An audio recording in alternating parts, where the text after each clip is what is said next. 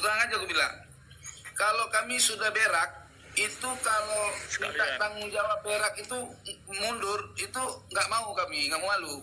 Gue kan sudah dikenal kan, keluar-keluar nasabah alawi palsu dan nasabah alawi palsu, terus diundang debat, gue nggak mau milih-milih Ya, gitu. Itu gue merasa malu gitu, orang Aceh nggak mau malu gitu. Iya. Pokoknya kalau udah digelar Al-Kaburi itu gue marah gitu. Kalau gue, Iya. makanya dulu waktu diskusi pertama di Kesultanan Banten gue bilang, Kiai Imad, nanti Kiai Imad kalau nggak mau hadir di Kesultanan Banten dulu ya, itu nanti akan macam-macam di framing. Toh saya nggak bisa Kiai Imad. Itu walaupun nggak mewakili Kiai Imad, saya bila mana Kiai Imad nggak hadir, saya tetap sendiri datang. Kenapa? Karena saya nggak mau malu Kiai Imad. Karena saya yang orang-orang udah berkoar-koar nasabah alawi palsu diajak debat, saya kagak datang, itu saya hal yang orang Aceh nggak bisa. Coba ente tanya sama orang Aceh, ada dia ngomong A terus begitu diajak musyawarah nggak datang, itu malu, perkara malu bagi kami. Ya. Jadi ya. Itu saya nggak mentalnya nggak sama, mentalitasnya nggak sama. Itu justru satu-satunya yang respect, maksudnya respect banget sama antum masalah kayak gitu. Soalnya itu dulu di bangsa Arab juga sama, orang yang membunuh misalnya nggak mau mengatakan bahwa dia tidak membunuh, dia kasih tahu ke orang-orang bahwa saya ini membunuh dengan menyingkap lututnya dia. Itu hasil, itu namanya nilai tinggi itu. Patut diapresiasi orang Aceh.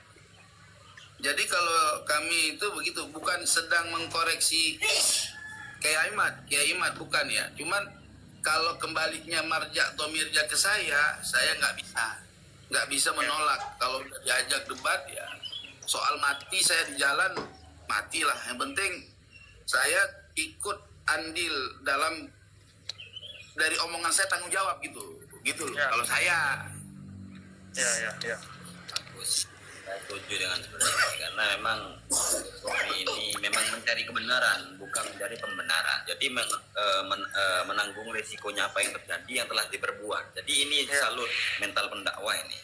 Ente lihat aja, saya ke Jember dipersekusi, emang saya takut? Santai aja saya.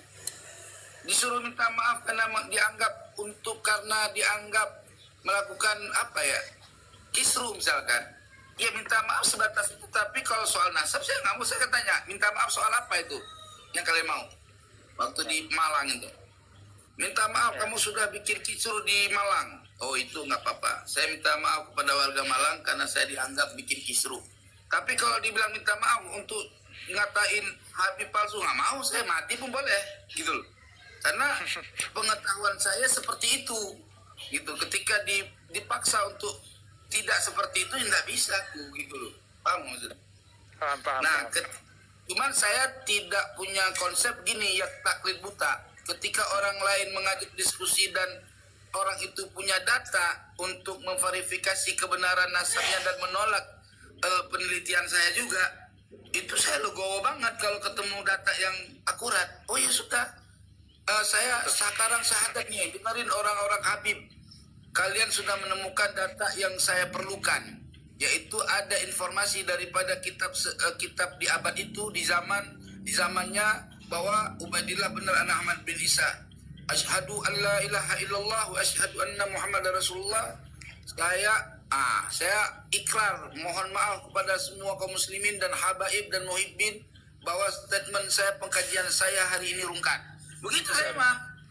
Gitu loh. Saya siap menerima resiko. Cuman paling ujung-ujungnya bilang gini, jangan marah lagi ya, gitu. Iya, paham. Setuju dengan apa yang disampaikan Tengku Qori.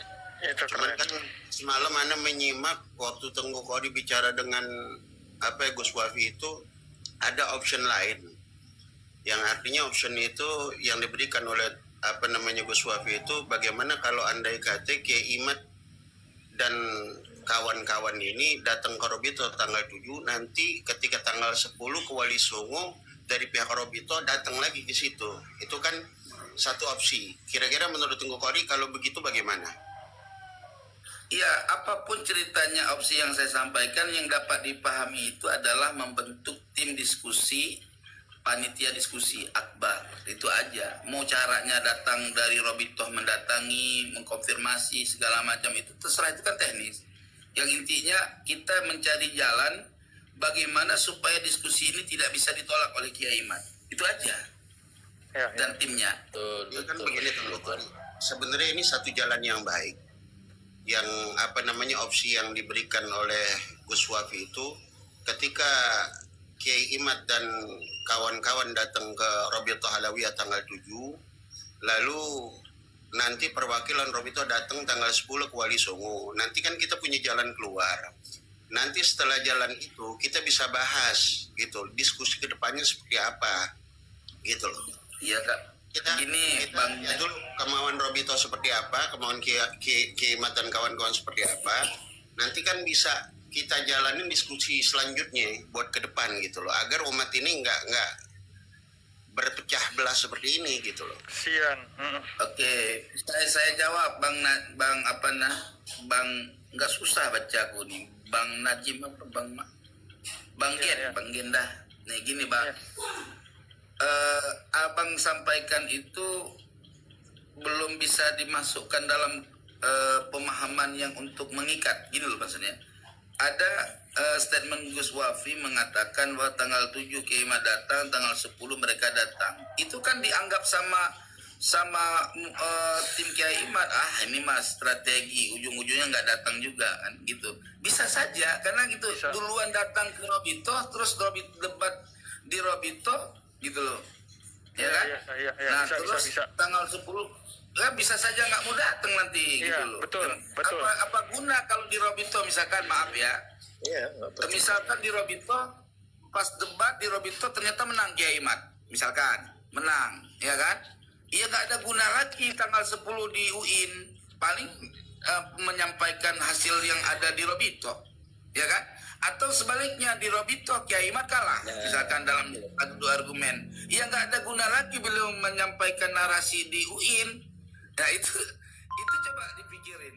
Jadi kita Nah, yang itu tadi yang malam paling udah Ana sampaikan Ustaz. Ana seperti argumennya antum, Ana sudah sampaikan kepada orang bahwasanya nanti misalnya kalau pihak Robito datanya kalah sama si Kiai Imad pasti punya rencana meskipun mengadakan di UIN itu tidak masalah.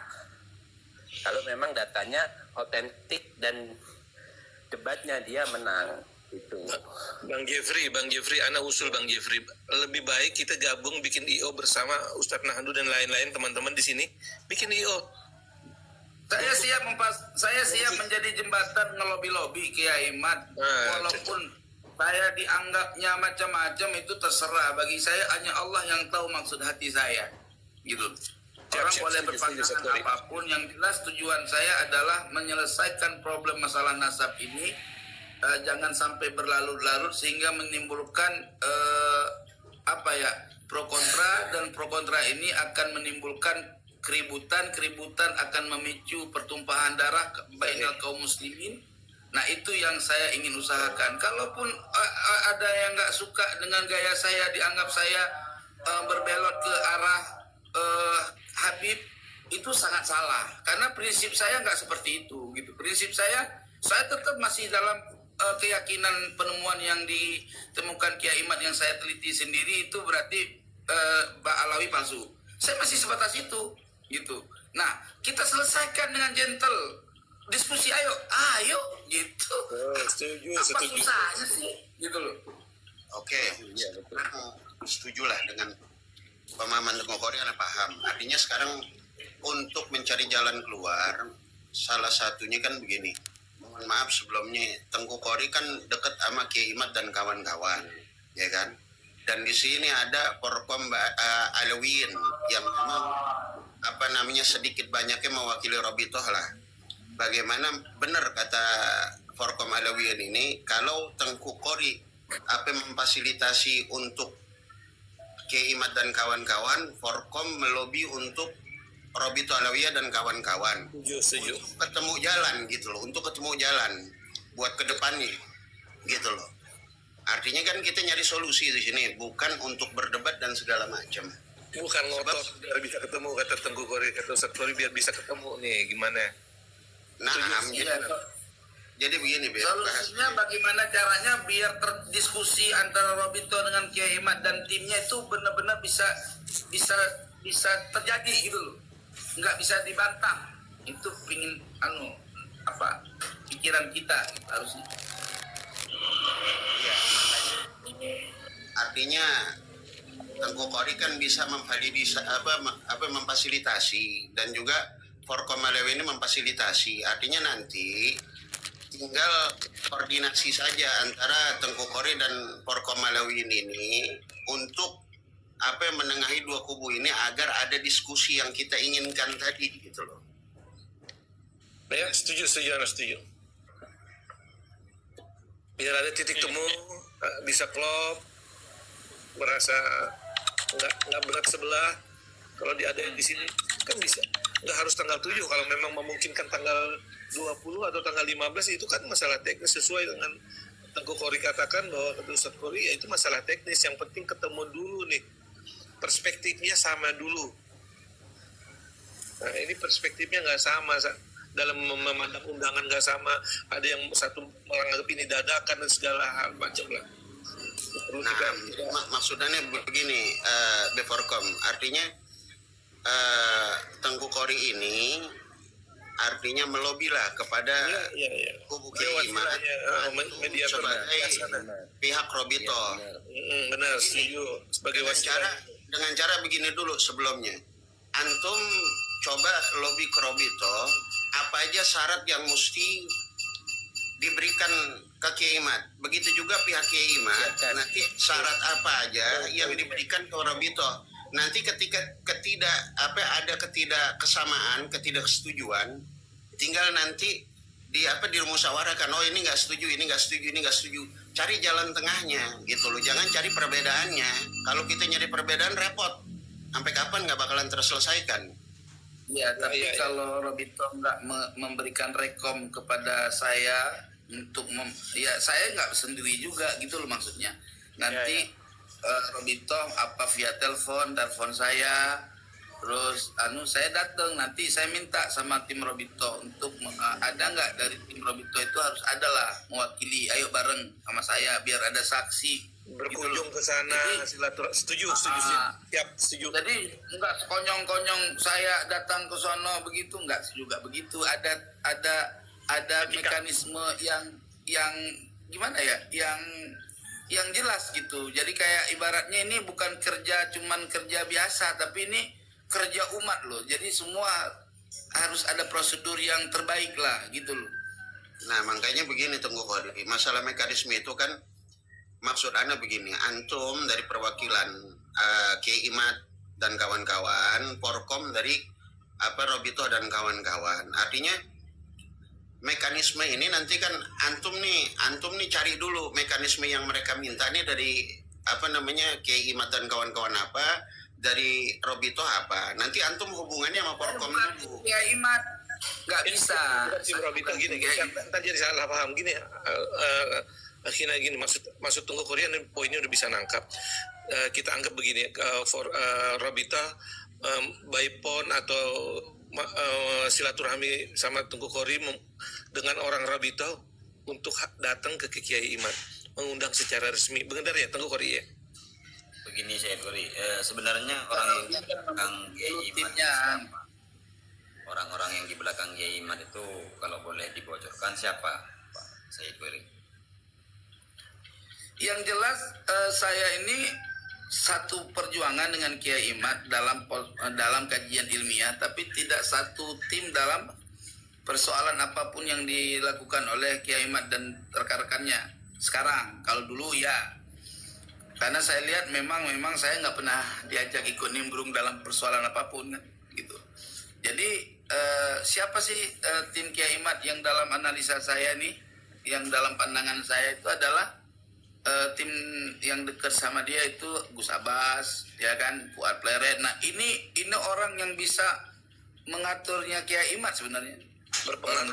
Orang berpengaruh tuh buat Kiai Imad ya, Ustadz Kori. Iya. Ya benar. Kalau kata Fuad Pleret jangan ya, enggak juga sih. Ya, Kalau kata Anda sih Karena gini, dari enggak dari ya. ya kalau bisa Maaf, menurut Anda sedikit. gini. Ah, iya. Jadi itu untuk gitu siapa tadi Teguh Kori ya Ana betul Ana udah ngelihat itu juga karena Kiai Haji Imaduddin awal video itu saat dia itu mulai ada pernyataan yang ramai-ramai tentang Habib Rizik dan juga masalah Rempang waktu itu Kiai Haji Imaduddin terlihat banget sedang dipaksa oleh Fuad Pleret. Jadi Ana ngelihatnya oh dari situ gitu. Ana udah ketahuan dari situ sebenarnya. Omongannya pun gak sekeras Fuad Pleret dan kawan-kawan. Beliau itu kayak terpaksa di situ dan Ana ngelihat kesian masalah ilmiah beliau akhirnya ditunggangi sama yang lain-lain gitu.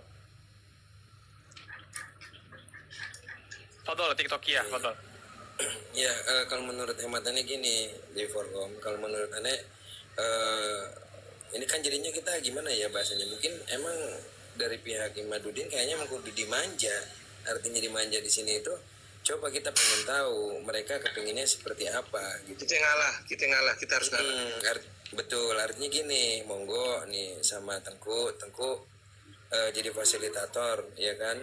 Tengku koordinasi bersama Yai Imaduddin. Beliau kepengennya seperti apa sih, gitu kan? Setuju. Nanti dari Tengku sampaikanlah nih ke bagian Robito ataupun yang diwakili oleh Biporkom.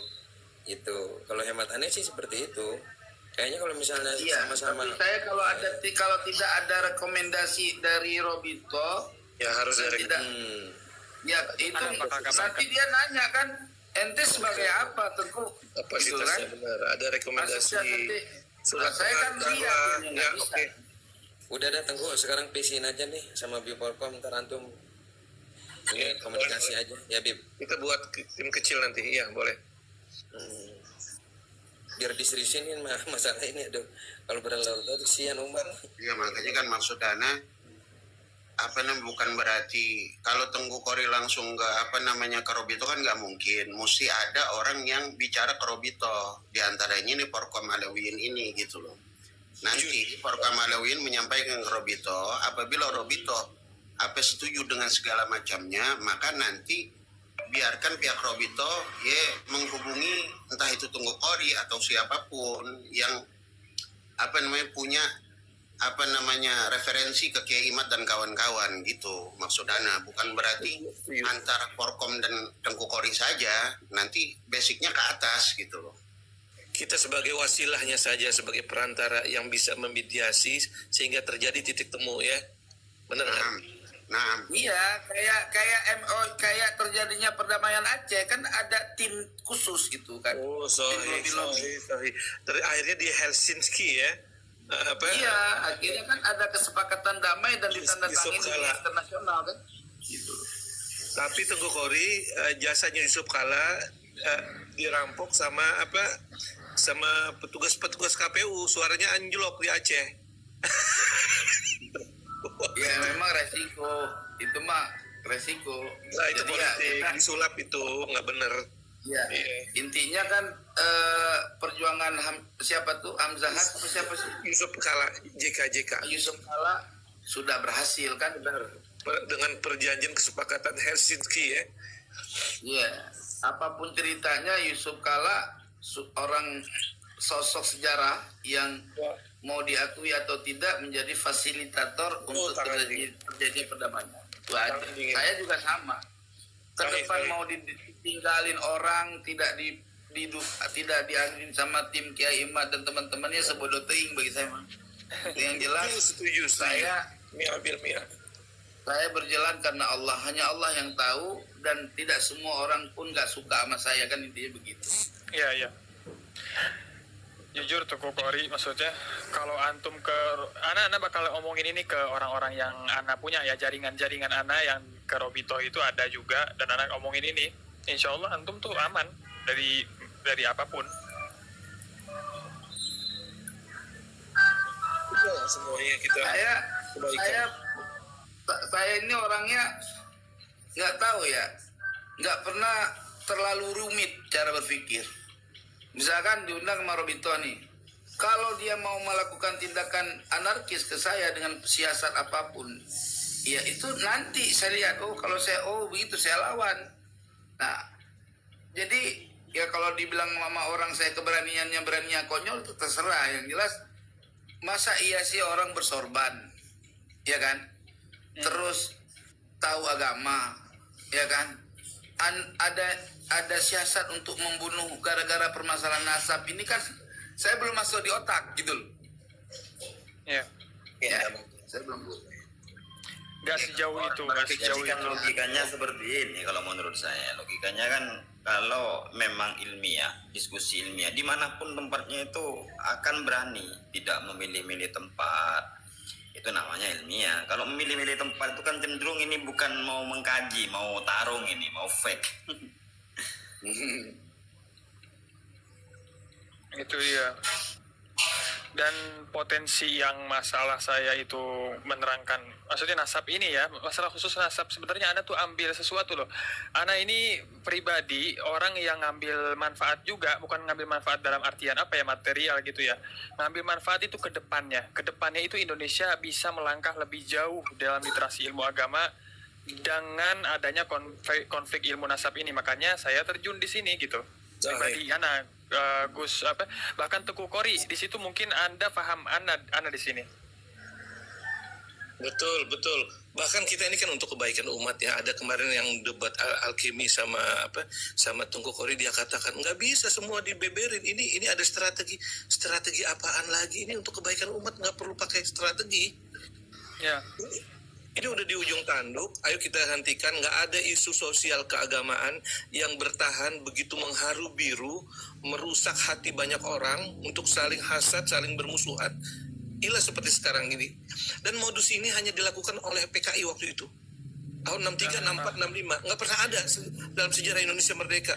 Masalah Ana tuh bukan sama masalah nasabnya ya, masalah sama nasab sama ilmiahnya itu bagus, bisa dijadikan bahan diskusi, tapi saat merembet ke permasalahan sejarah itu kan nanti ada hal-hal yang justru Ana ngelihat itu kok ke situ sih, masa ya yang bener aja gitu lah istilahnya.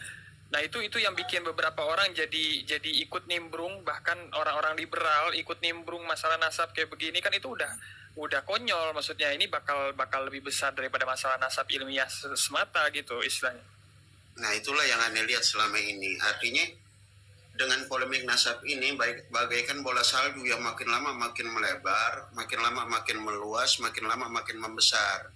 Akhirnya tuh banyak orang-orang yang nggak punya kompetensi di dalam ilmu nasab atau ilmu syariat yang ikut ngomong, akhirnya jadi berantakan. Gitu. Betul. Kalau memang mau, ya udah yang punya kompetensi di dalam ilmu-ilmu tersebut, umpama kata yang paham tentang ilmu nasab, ya kita adu argumennya dengan yang punya paham dengan ilmu nasab, yang punya ilmu filologi nanti diadu dengan yang ilmu filologi, yang paham tes DNA diadu dengan yang DNA. Itu Anda rasa clear gitu loh. Artinya clear. Andai kata yang punya ilmu nasab jangan bicara DNA, andai kata yang punya ilmu filologi jangan bicara nasab. Akhirnya jadi berantakan. Gitu. Nah, sekarang Anda mau sanggah sedikit masalah itu tuh, tentang itu. Kalau misalnya ilmu nasab, literasi ilmu nasab itu sudah diperdebatkan dan sudah ada yang menang atau yang kalah, itu secara otomatis filologi, tes DNA, dan apapun itu yang dibangun di atas fondasi ilmu nasab, itu semuanya rubuh dengan seketika. Menurut Ana, karena dimanapun semua, bahkan dari segi kubu Kiai Haji Imaduddin juga menyatakan bahwa tes DNA itu hanya sebagai pendukung, bukan hal yang fundamental dalam hal ini. Ya, setuju. Nah, Anda kembali ke filologi ini, Ustadz Mujasim, antum bisa Sebentar, interupsi. Filologi itu apa sih sebenarnya? Gue dari dulu dengar filologi kagak ngerti. Makanya Itu filologi apa sih? sejarah manuskrip kuno, itu filologi tuh. Jadi selama ini nggak ngerti filologi, Tengku Kori. Kagak. Gue mah taunya ilmu nasab aja, filologi gue gak ngerti. Nih, Iya. Tengku Kori ini anak jadi ingat nih Ustadz Mujasim, bagaimana Menekam Alim melakukan kebohongan ilmiah. Kenapa Anda katakan kebohongan ilmiah? Dia katakan bahwa orang-orang Yaman, orang-orang Hadramaut itu adalah keturunan Gahtan, ya, Ustadz Mujasim. Iya, betul. Sehingga beliau menyamakan Sayyidina Ubaidillah bin Ahmad bin Isa al-Muhajir adalah kelompok Gahtaniyun. Bukan, ini Musta'ribah, orang yang hijrah dari Basrah ke Hadramaut. Terus dia nggak bisa ngebedain lagi nih antara yang Baidah, Aribah, Musta'ribah. Bukankah? Dan lebih parahnya lagi, lebih ngaconya lagi, saat dia menerangkan itu, dia nggak sadar bahwa buku yang dia baca itu buku Ba'alawi. Sebutin tuh Asyatri. Itu Muhammad bin Ahmad Asy-Syatiri, Muhammad Anwar bin Ahmad. Tarikh Al-Hadrami. Dia nggak sadar tuh. Nggak Karena sadar. dia nggak tahu Faham Asyatiri itu ada di min Ba'alawi. Karena dia nggak tahu. Iya, iya makanya itu. Ana bilang, wah ini sih, Ana makanya dari dulu itu nggak pernah bahas filologi karena udah konyol dari awal. Udah konyol dari awal. Gitu. Jadi dia Iya, samakan kalau kalau menurut gue sih ilmu nasab lebih akurat karena gini loh. Ya, Kalau dibilang filologi tadi, orang kan memahami filologi dengan sebetulnya data dengan kefahaman itu harus sama akurat. Ketika dia mengakui Ubaidillah bin Ahmad bin Isa, itu diakui sebagai jalur tersebut, ya kan? Ya. Terus dikaitkan kepada musta'ribah, aribah segala macam itu kan. ya. Nah itu kan asumsi. Jadi kalau dia sudah membenarkan bahwa Ubaidillah bin Ahmad bin Isa, ya kan, bin Muhammad bin Ali Al-Uraidi, ya nggak perlu lagi bicara musta'ribah sama aribah. Kalau Ya, paham ya. saya. Benar. Gitu. Justru yang jadi masalah ini kan dalam konteks ilmu nasab bahwa Ubaidillah itu tidak pernah dikenal di masa-masa abad keempat, kelima, keenam, ketujuh sampai ke-9 akhir. Gitulah. Ya. Jadi itu yang jadi permasalahan. Kalau bisa dibuktikan data itu, ya Allah mantap salam, selesai semua masalahnya, nggak perlu lagi filologi. Kalau gue mah gitu. Apalagi DNA. Teguh Kori, maaf kalau misalnya Ana boleh inian, Ana kalau baca bukunya Kiai Haji Imaduddin yang pertama dan yang kedua, bahkan yang tekstual secara bahasa Arab, antum setuju nggak Tungku Kori bahwa ilmu nasab ini harus dilihat juga dari konsepsi sejarah, dan juga sejarah itu menurut kurikulum atau metodologi sejarah yang Kiai Haji Imad paham itu adalah melihat bukti saintifik atau yang tertulis betul-betul sezaman. Itu antum setuju nggak sama itu? Apakah kalau misalnya sekarang Ana ngomong ke antum, loh Tungku Kori gini, Tungku Kori ada juga hal-hal yang lain yang nggak bisa dipakai dengan cara metodologi seperti demikian dalam ilmu nasab begitu. Jadi kayak contohnya adalah kayak syuhro sama istifadho dan lain-lain, itu hal-hal seperti itu yang tidak ada konsepnya dalam metodologi sejarah yang di Indonesia ya khususnya ya, dalam ilmu periwayatan. Itu antum gimana cara jawabnya? Maaf, Anda juga pengen cari kebenaran juga dari antum. Gini, pada dasarnya kalau kita kembali kepada usul, kalau fikih kan ada usul fikih ya.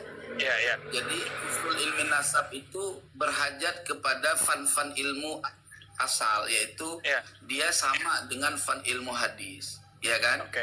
Nah, dalam mengisbatnya itu dia juga tidak keluar dari kaidah ilmu fikih, ya karena itu memang jalurnya. Nah, cuman ada tambahan bagi ilmu nasab, itu ada tambahan adalah tarikhiyah. Jadi sejarah itu juga masuk dalam untuk memverifikasi nasab sebetulnya. Jadi Apakah berbeda? Gimana?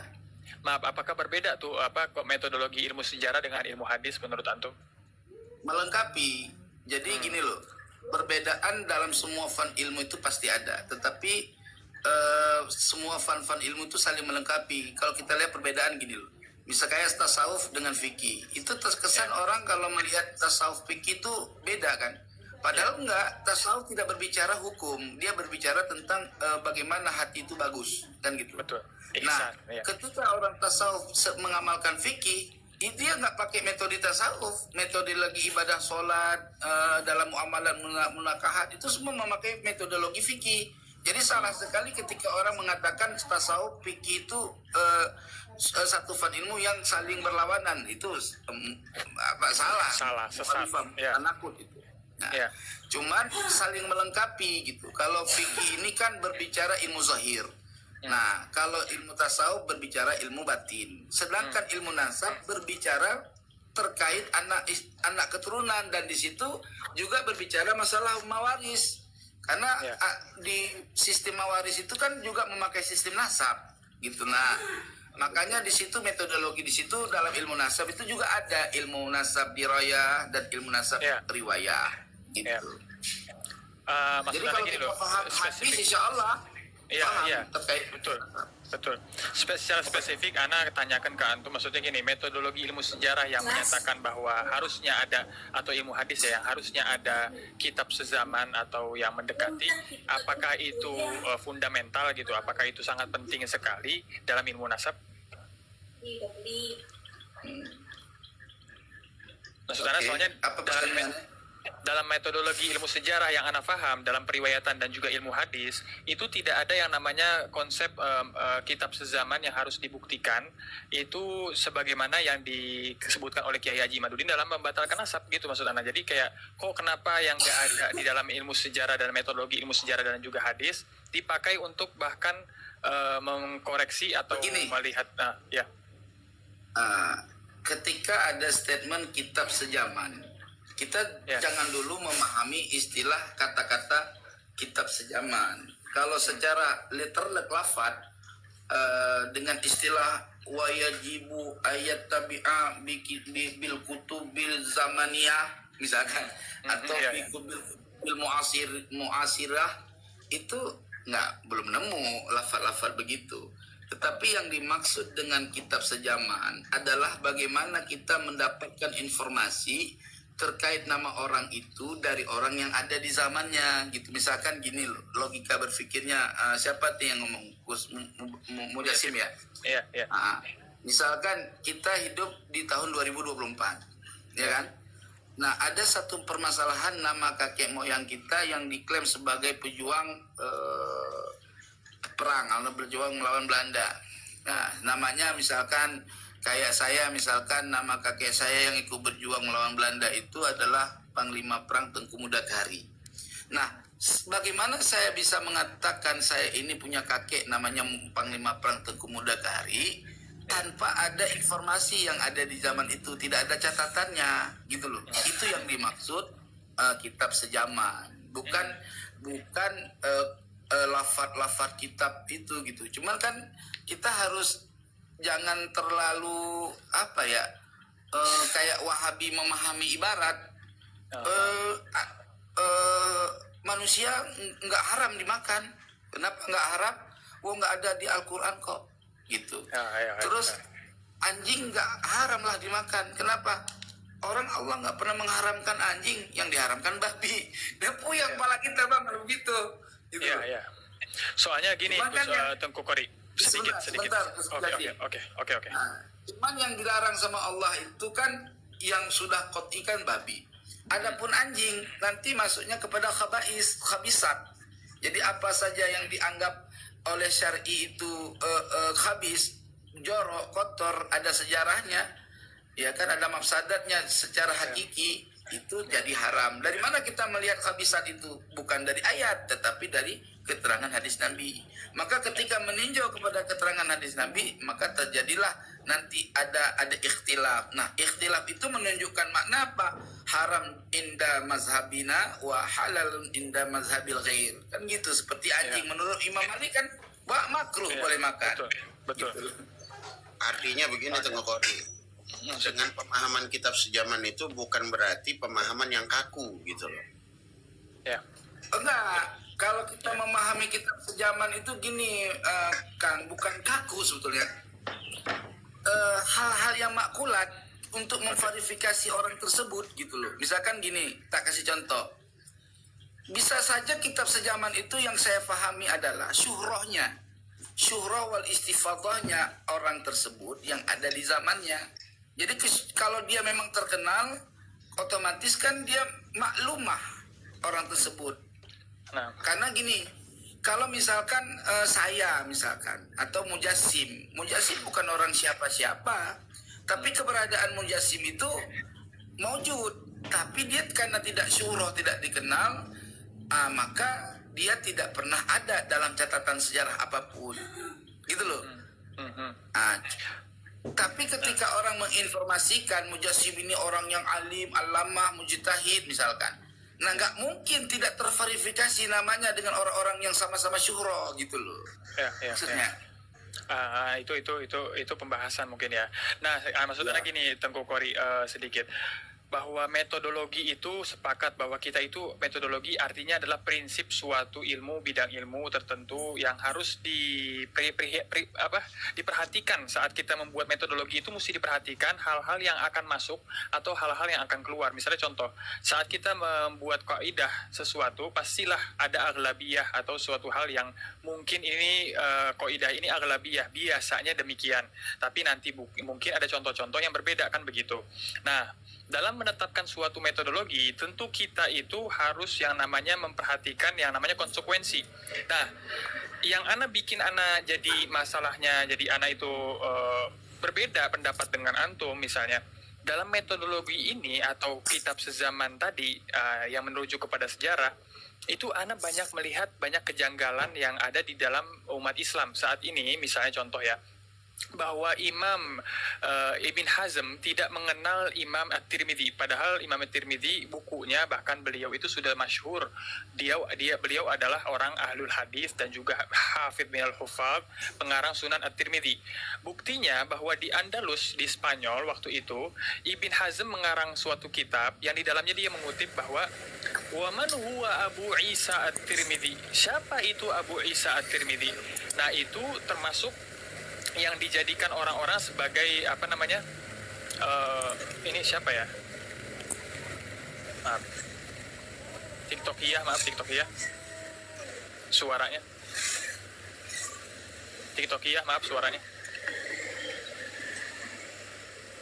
halo TikTokiyah.